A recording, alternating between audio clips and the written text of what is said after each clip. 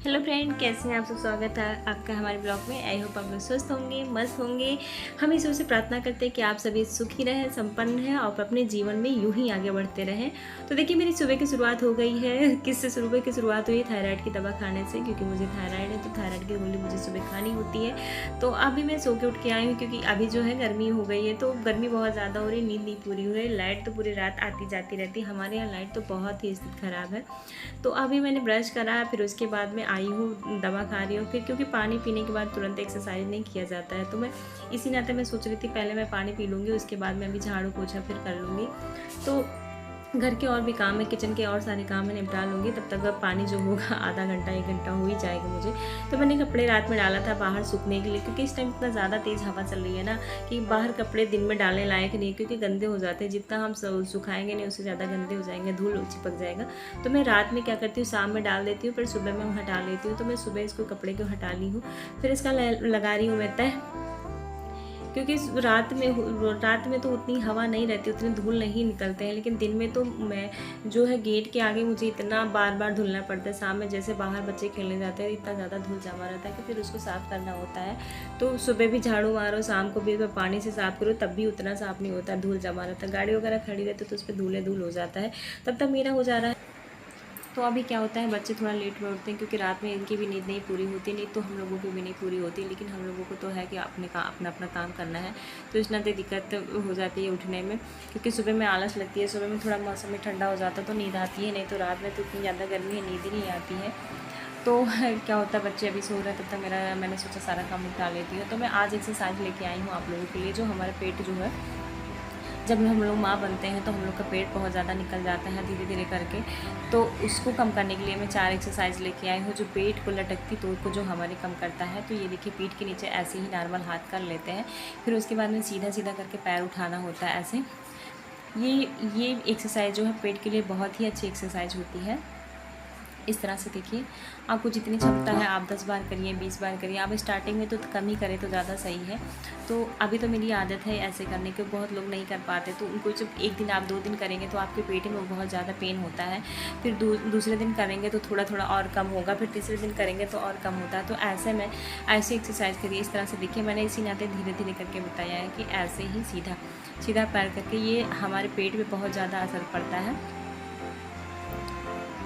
ये देखिए, पसीने से लथपथ। सुबह सुबह में भी इतनी गर्मी होती है कि क्या ही बताएं। तो यहाँ देखिए, ऐसे ये भी पेट के लिए बहुत ही ज़्यादा फ़ायदेमंद है। तो पैर ऐसे, जैसे पहले शुरुआत में जो लोग करते हैं पैर उनका उठ जाता है, तो आप क्या करें, किसी को आप बच्चे हैं तो उनको पैर पकड़वा लीजिए, या फिर ऐसे किसी चीज़ में लगा दीजिए, फंसा दीजिए पैर को, तो ज़्यादा सही रहता है। हमें पहले जब मेरी स्टार्टिंग में नहीं होता तो मैं क्या करती हूँ, मेरे सोफे में बगल में मैं ऐसे फंसा देती थी, फिर उसके बाद में मैं उठती थी। तो अभी तो जो है ऐसे ही नॉर्मल उठ जाते हैं, क्योंकि ये उठने में बहुत प्रॉब्लम होती है। हाँ, हमारा पैर उठ जाता है, पैर नहीं उठाना होता है, तो ऐसे ही नॉर्मल। तो ये भी ऐसे इस तरह से देखिए, सीधा लेट जाना है, फिर उसके बाद झटके में उठना है। थोड़ा जब आप झटके में उठेंगे तभी उठ पाएंगे, नहीं तो अगर आप लेट जाएंगे फिर वैसे नॉर्मल से कोशिश करेंगे कि सीधा उठ जाए तो नहीं हो पाएगा। ये नहीं हो पाता, एक दिन तो बिल्कुल नहीं होगा, धीरे धीरे करके होगा, फिर दूसरे दिन कोशिश करेंगे तो वो होगा। ये देखिए, ये भी पेट के लिए है। मैंने 2 एक्सरसाइज पहले बताई है, ये तीसरी एक्सरसाइज है जो पेट के लिए है।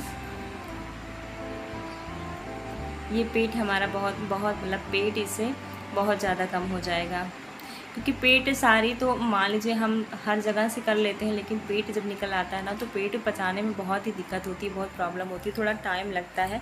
लेकिन ये है एक्सरसाइज जब आप कंटिन्यू करते रहेंगे तो आराम से पेट पच जाता है। ऐसा नहीं है कि कुछ नहीं हो पाता है, बहुत कुछ होता है। तो इस तरह से देखिए, ये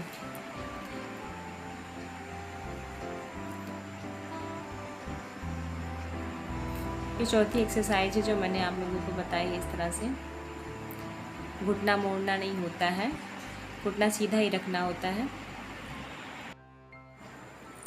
तो यहाँ मैंने लेटने वाली एक्सरसाइज बता दी है आपको, मैं खड़े होकर एक्सरसाइज बताऊंगी। इस तरह से देखिए, तिरछा करके हाथ और पैर एक ही में मिलाना होता है, सीधे नहीं होता है, सीधे नहीं करना होता है, तिरछा करके होता है।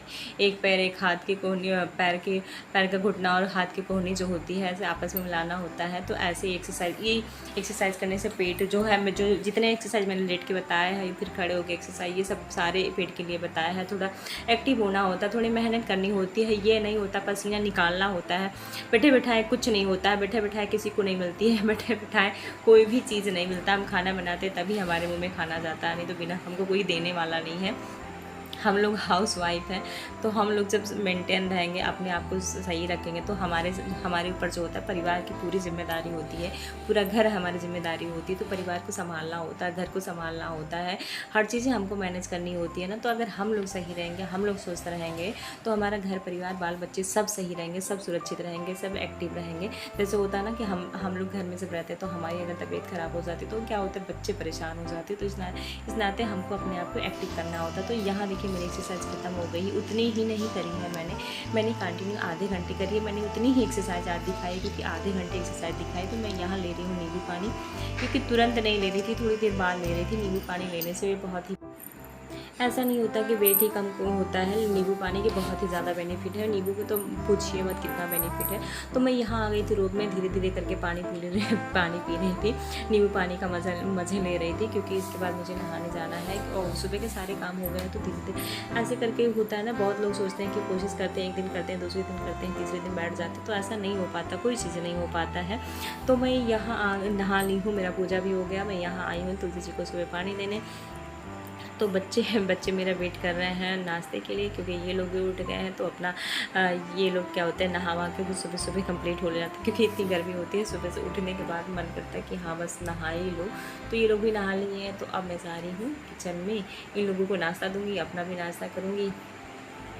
तो यहाँ हो गया है मेरा, ये है मेरा चाय। तो मैं आज क्या है ना, चाय के साथ हैवी नाश्ता करने वाली हूँ, क्योंकि मैंने बना रखी सेवई है, सब्जी है, पराठा है। तो कभी कभी मैं, ऐसा नहीं है कि मैं डाइट पे रहती हूँ, मैं हर चीज़ खाती हूँ, मुझे जो मन करता है मैं वो खाती हूँ। मैं खाने पे कभी परहेज़ नहीं करती हूँ।